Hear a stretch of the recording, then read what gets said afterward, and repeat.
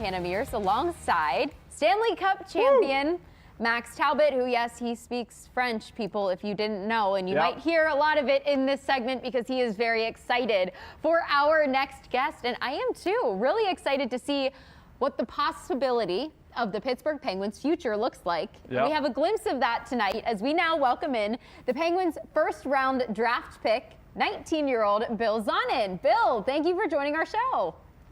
Thanks for the invite. Yeah, absolutely. Comment ça va, Bill? Ça va bien?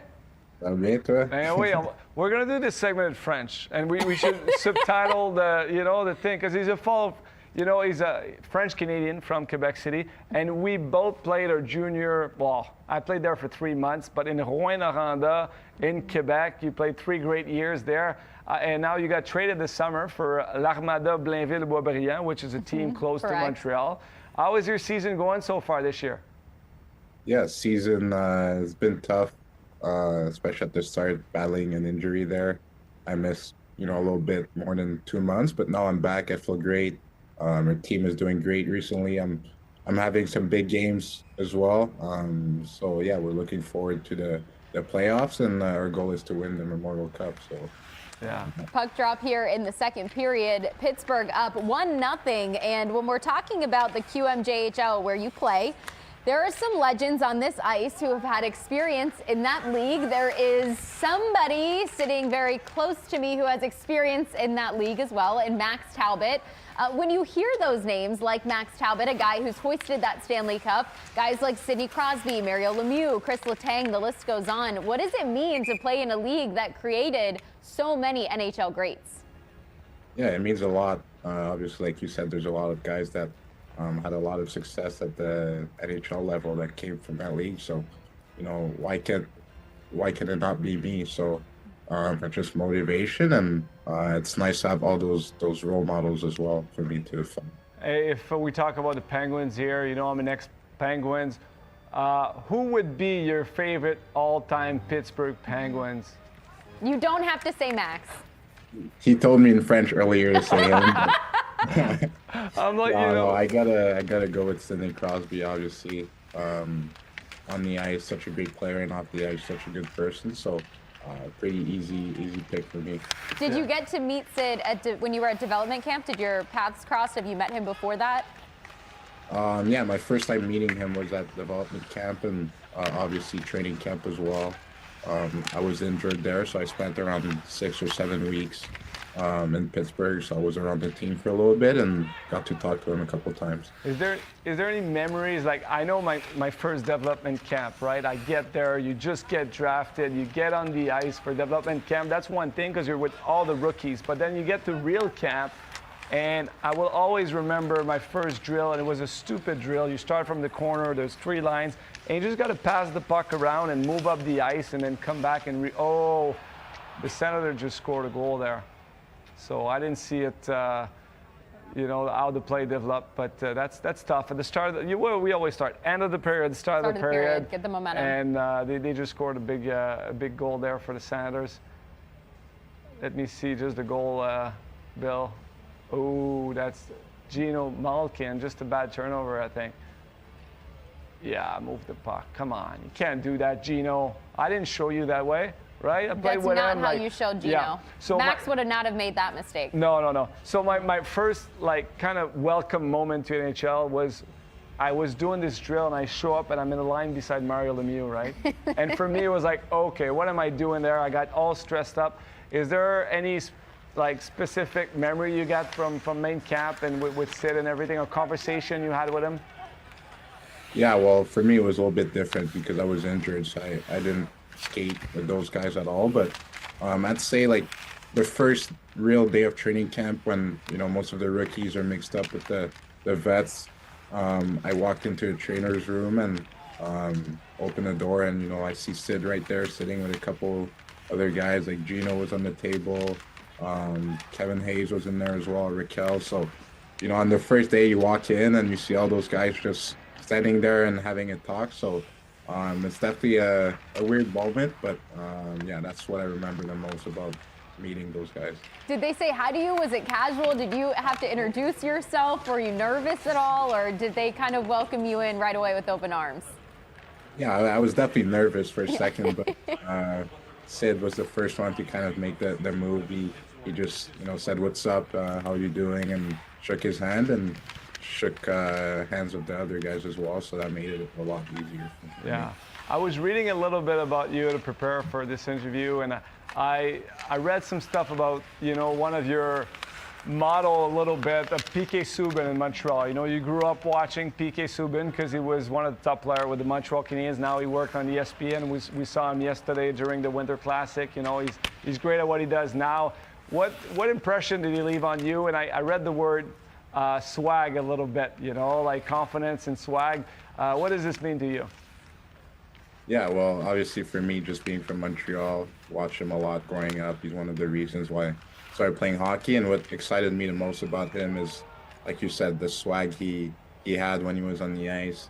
And even off the ice, he was such a big role model for kids here. He did a lot of stuff off the ice, community work, and for hospitals and all that stuff. So growing up, when you have someone like that as a role model, definitely helps you shape the person you want to be. And I can't really say I want to be like him, but there's definitely some stuff from him that I try to take away, and just being myself and being a confident person, which leads to me just being a confident player on the ice as well. How would you identify your play on the ice? Because reading about you, I've heard the descriptions of he's a physical tank on the ice, but how would you identify yourself and your style of play and what you try to bring to the game? Yeah, I think I'd like to describe myself as a power forward. I really take pride in just playing a complete game, defensively, offensively, someone that can play in all situations. And, like you said, I like to get in the dirty areas, win my battles, and like I said, again, just be a complete player. That's my goal. Well, I love hearing about confidence and swag coming from a young player, because it's something, if you want to achieve your dream, achieve your goal playing in the NHL, it starts there, right? You got to believe in yourself. You can't be cocky about it, but you have to have that belief, that swag, because a lot of players, they go and they just go through it in some way, but you have to provoke things, right? And that's one advice I have, because I love hearing that from young players. You'd rather be overconfident than not enough confidence. So keep that up. And we just saw some clip of you driving the net. Were and you everything. impressed, Max, by those little clips that we saw? For sure. You look like a better looking, like bigger Max Talbot, and I hope that you'll be able to do that at the NHL level. And I've seen you play, I've seen you on the ice also, and I respect your game and your grit and your will, and don't lose that aspect of that. You look at you driving the net there and everything. So it's great. I want to go back to your first 3 years in the QMJHL and your trade of this summer. Were you surprised to be traded? And how does these first season in the Q, Rouyn-Noranda, just for people watching, is about 7 hours up north Quebec. It's a little isolated place. It's a good hockey program. But talk to me a little bit about your first 3-year junior and the trade of this summer. Yeah, I loved my 3 years there. Like you said, it's 7 hours away from Montreal. So sometimes it scares a lot of people just moving away from your family. It's pretty cold up there. There's not much to do, but for me, it was always just about playing hockey, going to school as well. And like you said, it's a good development organization. So I knew that going there, I would become a good player, a good person, and it would lead to me just being a NHL draft pick. So that's all I ever wanted, and I knew that it was the right spot for me. And then obviously the trade, right? Like, I knew a little bit that it was going to come just because the direction the team was going and where I wanted to do for my last year junior. So I wanted to be on a competitive team that would have a very good chance at potentially winning. So I knew it was coming, and I was very grateful for it to, come down to the team here in Blainville that's 30 minutes away from Montreal. So it's great. I'm sure you watch a lot of NHL games, and you had your draft interview last summer. Like, when I would ask you, like, what type of player, you look at the NHL, what type of player do you identify with? They'd probably ask you that at the draft, What other player can you compare yourself to that you aspire to be in the NHL? Yeah, I love Adrian Kempe in LA. again, I think he's just a power forward that plays in all the situations. So I'm definitely not there yet, but he's a player that I like to model my game after, and hopefully one day I can have the impact he has on his team as well. Where did your love of hockey begin? We are in a break zone here, so I'm sorry if we're going to have to cut you off in a second, but where did your love of hockey begin? When did you decide you wanted to lace up the skates and take the ice? I'd say I was around 5 or 6 years old, and again, just watching PK Subban and the Canadians. Obviously, everyone knows that hockey is so big here in Montreal, so it's almost impossible to not hear about it or not watch any of the games. So I just told my parents one day that I wanted to start playing hockey, and obviously over time we kind of realized that I was pretty good at it. When was maybe the moment you were like, oh, hey, I could be really good at this for a while. This could be what I do for a living. I'd say it really hit me when I got drafted in the QMJHL. Obviously, it's the first step towards, the draft and the NHL and all that stuff. So when I got drafted in the top 10, I kind of realized that, okay, if I put in the work and I do the right stuff, then I might have a chance at it. That is so. I can put myself back in a situation of Bill there, and I was not a first rounder in the NHL. I was an 8th rounder, which there's not even 8th round anymore. But it comes with pressure, like being a first rounder. Also, like, how did you live your draft this summer? Did you feel a little bit extra pressure because you're a first rounder, or are you just gonna go through it and you're like, hey? Because for me, I remember I was the 8th rounder, so you know that there's 7 guys before you in the team that got drafted, right? So I had a goal in mind showing up to camp. I'm like, I got to beat 7 guys. And I have about 3 years to do that. Being a first rounder is a different position, and sometimes to me, I would have rather been a 2nd rounder sometime than a first rounder. Because yes, you're gonna have more opportunities sometimes because the team will be patient with you and it will let you develop because they want to show that they made the right pick, right? But at the same time, okay, you better be good. So how do you live with kind of that pressure of being a first rounder, and how do you see your development coming up in the next couple of years? Yeah, I think, I've always told myself that pressure is a privilege. Not everyone gets to get the same amount of pressure than, like you said, a first round pick gets. But, at the end of the day, I think I got drafted in the first round for a reason. I have the talent, I have the skill, I have the mindset to, be a good player. So I think it's up to me to do the right stuff and work every day to just become the best version of myself. And I think that I got drafted there for a reason, and it's up to me to prove it to everyone. We just saw a picture of you, or video of you getting drafted, walking with your jersey, Penguins jersey, and I saw that you have number 25 on it. Is it in my honor? Because I was number 25. Yeah. Yeah, it is. I'm just surprised they haven't retired it yet. Yeah. That's true, huh? Hang it in the rafters. When is this coming about? Like, you see, number 25? I think you need a jersey swap. I think you need a jersey swap at some point. Not a swap. Like, Bill is right. I think my number should, we should talk to the team. Like, maybe it should be in the rafter. Yeah, I think so. I think we need to, somebody send this clip to Jen. Max wants to be, his jersey needs to be retired. Hang it in the rafters with all the legends. At least the Ring of Honor. At least. At least the Ring of Honor. Ring of Honor. I would like that. Well, you were just talking about pressure being a privilege, though. I mean, that's a little bit of pressure to have to maybe wear number 25. Now that you know Max, too? I mean, come on. Yeah, it is. We'll see. I'm not sure if 25 is going to be my number, but whoever's going to wear 25 is going to have big shoes to fill. The Penguins charity game on SportsNet Pittsburgh is returning for the 15th straight season. On Thursday, February 26th, tune in to purchase this year's retro-inspired Platinum Charity Duffel Bag. Each Platinum Charity Bag features a limited edition autographed Marc-Andre Fleury 2009 Stanley Cup Final Penguins jersey, an 8x10 autographed photo of the Big Three presented in a custom frame made from player-used sticks, a Mario Lemieux autographed Penguins helmet, and a Chris Letang autographed 2025-26 Penguins 3rd jersey.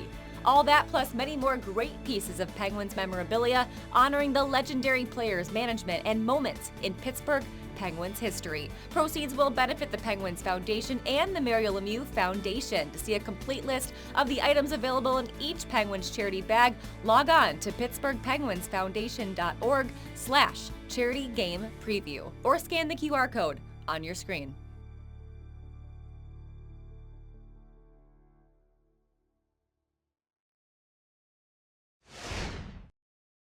Bill, you are all smiles in these videos. We talked about wearing 25, obviously, because of the 2025 draft, but we'll say it's because of Max Talbot, because he's very excited about that, hanging in the rafters. But Bill, take us back to that day a little bit. What was it like for you when you finally got to hear your name be the one being called, and by Chris Letang and his son Alex, a really special moment to get to see that to begin with. But what was that moment for you? Yeah, it was incredible. Obviously, as a kid, you start playing, not really knowing, where you're going to end up or what's going to happen in the future. So for that day to come by and to be there with my family, and then obviously hearing my name called was definitely special, and especially by Chris Letang, again, another guy from Quebec, and his son. That was nice as well, and could have not asked for a better organization than the Penguins. Were the Penguins a team that were on your radar at all? I know when I had talked to a lot of guys when I covered football in the past, talking about the NFL draft, and it was usually the team they least expected drafted them. I mean, when did you know maybe Pittsburgh was a possibility? Did you think at all that they were a possibility? Yeah, well, at the Combine, I talked to them, and I had a double interview, and they were the only team that I had a double interview with. So, it was a good, starting point. And then it was weird because they had picks 11 and 12, and I expected to go around 20 to 25, and with them picking 11 and 12, I didn't really think it would be a possibility. And then they ended up trading back. And as soon as they did that, I looked at my sister. I said, "That's good." And I kind of had a voice in my head that told me I was going there at 22.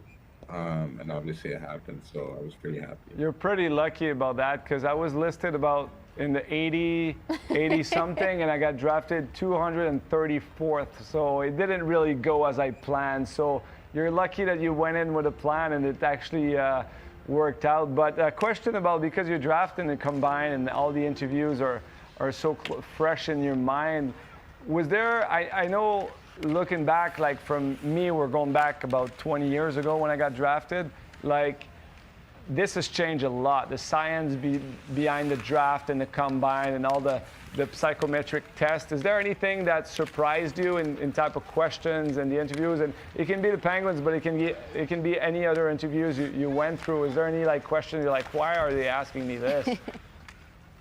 Yeah, well, I think most teams do kind of a questionnaire with all mental questions.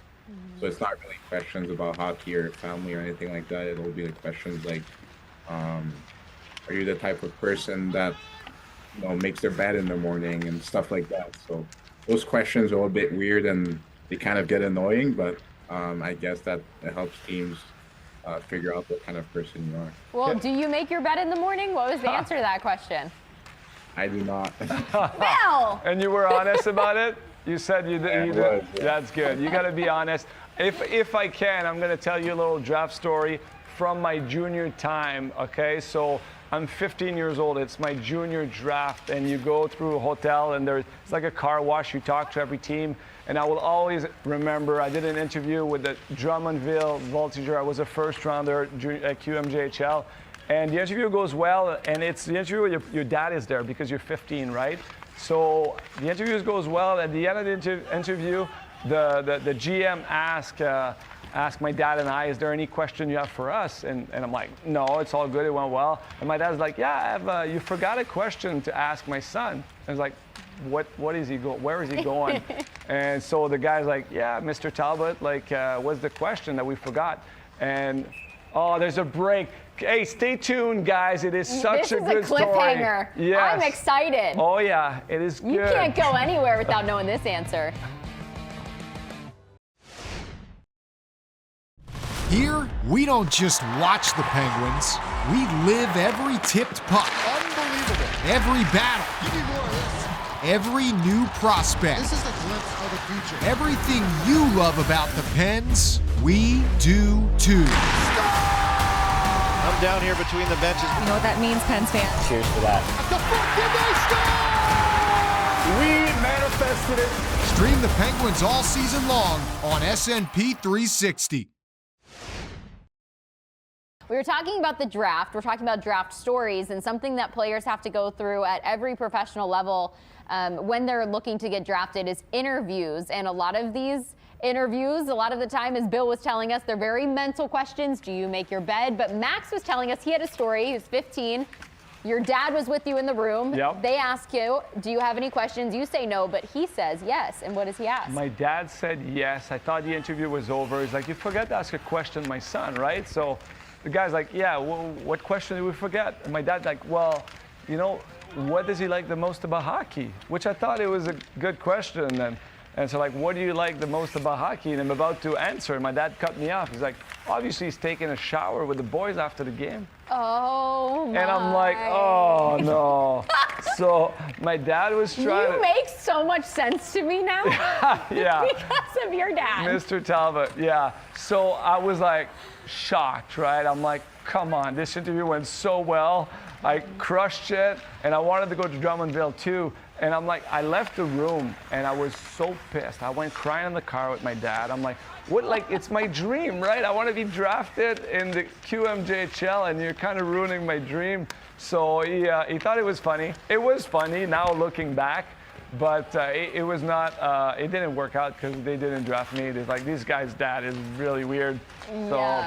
Yeah, don't do that for parents at home that are going to go through interviews. Don't ask that question. You can learn a lot here on Unobstructed Views, including how to act in an interview. But Bill, clearly your interviews went much better than Max's did because you were drafted by the Pittsburgh Penguins. And tonight at PPG Paints Arena, they're celebrating something really special and instrumental in not just hockey, but across the country, but also across all of professional sports. It's Black Hockey History Month. We want to get more into that when we come back after this break and how that has helped you in your career. Bill, for you, your parents are from West Africa. What was it like for you growing up to make sure that there is representation in hockey and to make sure that you can be somebody now who impacts that next generation? Yeah, I think for me as a kid, it was huge. Just seeing those guys playing at the highest level and just being themselves and just having an impact on kids like me. And it's pretty crazy to think that, you know, now I can be one of those guys as well. So I take a lot of pride in that and just be myself, be a good role model for all those kids. And I know that a lot of them have been watching me and are watching me. So try to be a good person for them to follow. You're so mature, man. He is. Like, I love, you know, you realize the importance you have for the youth. And, you know, we talked about, you know, and it's such a bad, we talked about Nylander a little bit off the air, you know, what he did last week as a Toronto Maple Leaf. And where, like, being in that position and you're 19 years old, come with responsibility of representing, you know, whether it's your country, your race, whether it's a team, it's a logo, it's a city. So good on you to know the responsibility that it comes with, and to be realize that you're a role model at your young age. It shows a lot of character. So good job on that. We're proud to know that you could potentially be repping the black and gold with that type of attitude, and somebody that I know a lot of young fans of ours here in Pittsburgh will be looking up to you without a doubt. They're also looking up to the other guys in your draft class alongside you, and we are so anxious to hear your thoughts as well on a guy like Ben Kindle, who was drafted right there in the first round with you. You got to interact with him. We saw you guys in that video, but what has it been like to see him make it in the NHL this year? Not just make it, but kind of burst onto the scene and become important for this Pittsburgh Penguins team. Yeah, it's a lot of fun to watch. You know, obviously getting drafted, I've been watching a lot of the games, and feels like every game he gets better, and every time he's on the ice, he makes something happen. So to be that young and to do all the stuff he's doing is incredible. And you know, knowing him a little bit, you know, I'm not really surprised. He's such a smart kid. He's such a mature kid that I knew that stuff like this would be possible with him, and no moment is too big for him, and I think that's pretty special. Hey, Bill, I mean, I'm so impressed by you, talking to you, your maturity. I don't want to put pressure with this question. How do you see your development? I know as an ex-player, like, I would have goals, and I don't know if you want to open up on them and everything. How do you see your development in the next couple of years? Like, what's your path when you envision, you go to bed at night, you visualize yourself with the Penguins logo? Like, how do you see your next couple of years ahead of you? Like, your progression? Like, when do you want to be a Pittsburgh Penguin? That's my question, basically. I want to be a Pittsburgh Penguin as fast as I can, and that's my goal. But obviously, right now I'm focused on my team this year, and my goal is for it to be my last year of junior hockey this year. So make the jump to pro hockey next year. And one thing for sure is that I'll go to camp in September with the mentality that I want to play for the Penguins, and if that doesn't work out, well, then I'll go to Wilkes-Barre and work my ass off and make sure that I'm back in Pittsburgh as fast as I can. Great vision. Last question for you, because the period is ending soon. I look back when I was 19 years old, there was not a lot of sports psychologists and everything. Like, is this something that you talk about, the mental game? Is this something that you work on and everything? Like, going in one challenge at a time? You look like a very mature kid. Well, the Penguins has not a penalty. I don't think the Penguins had a power play tonight. No, but the Senators have had 4 now. This will be their 4th. Yeah. Like, let's go. Yeah. Like, need something. Come on. But do you work with any type of sports psychologist at your age? Is this something you're open to? And how is this in your generation of younger hockey players? Yeah, I've been doing a little bit of work here and there, in the mental department. But it's something I'm open to. Obviously, everyone knows that, especially in sports, the mental aspect is so important, and it can give you an edge. So it's something I try to learn as much as I can. Meditation, relaxation, and just making sure I'm in a good mental state.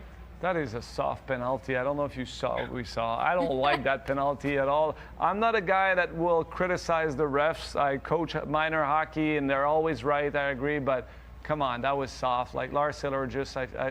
Bill was just talking about meditation and finding a good space. Max, let's center it in here. Come on. Let's bring it back. Yeah, I'm not zen right now. I want He's the Penguins. Not zen. I want the Penguins on a power play. And in the Pens, that's been one of their strengths this year. They're top 5 in special teams on both categories. So they've been killing well tonight. But at one point, Sheilov has been super good tonight. Like 21 shots. 21 shots. Obviously, a lot of them come on the power play. But are you? Yeah. Are you a guy that kill penalty? I haven't checked that on you. Are you a guy that can play power play, PK? Yeah, I do. I play both every night. That's great, man. Perfect He player. does it all. Oh, yeah. Perfect player. Fellow French-Canadian. A media dream. Yeah. He answers questions with a smile. I love it. So well spoken. Yeah, no, I love, I can't wait to see you next year in a Penguins jersey, man. Like, don't put pressure on yourself. Have fun. It was great talking to you. Thanks for taking the time. You're a great inspiration. And for young guys that are watching us right now, I think you're a role model for a lot of young kids, and wishing you all the best, man. It was great talking to you today. Thank you. I appreciate it. Great talking to a legend like you as well. Thank you. Thank you for the compliment. That was so nice. No, he's talking about me, Anna. Come on. You're a legend, too. You're a broadcasting legend. Mm-hmm. Yeah. Thank you, Max. Yeah. You know who he's talking to. Thank you so much, Bill. It was a pleasure getting to meet you and know you. Best of luck to you. We can't wait to see you in Pittsburgh. Thank you.